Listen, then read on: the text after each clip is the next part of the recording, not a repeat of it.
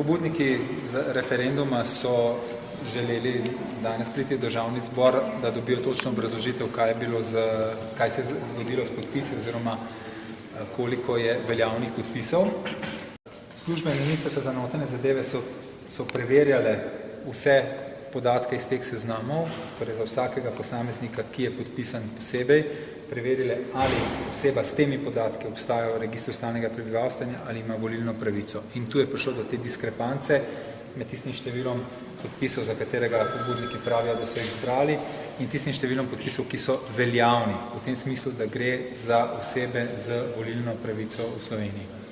Danes si bodo to pogledali, ob dveh bodo dobili fotokopije, če bodo želeli pri posameznih spornih izločenih podpisih preveriti razlog, zakaj je bil kakšen podpis izločen, in bo tudi to Ministrstvo za notranje zadeve razložilo, tako da tukaj ni nobenih skrivnosti. Mi smo danes dobili to, kar smo nekako želeli, da imamo celotno gradivo in odkljukane, označene tiste, ki so izpadli. Namreč kvota teh 600, kaj nam številke strižejo, je toliko velika, da lahko vpliva na rezultat. Zato bomo zdaj to gradivo prevzeli, ga bomo analizirali, lahko ga 2 meseca analiziramo.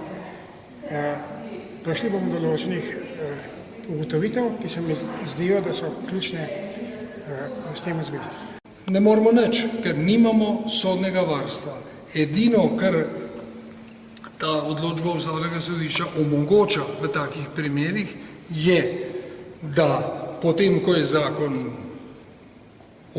objavljen in začne veljati, ga seveda vsak lahko, torej vsak, ki ima za to pravni interes, ga lahko izpodbija na Ustavnem sodišču ta zakon. Jasno, lahko ga izpodbija zaradi njegove vsebine, če ima vsebinske razloge za to, lahko ga pa izpodbija tudi iz takozvanih procesnih razlogov, če zatrjuje in mu uspe dokazati, da ta zakon, ne glede na vsebino, ni bil sprejet tako, kot bi moral biti, da so bile pri tem kršene ustavne pravice in tako naprej.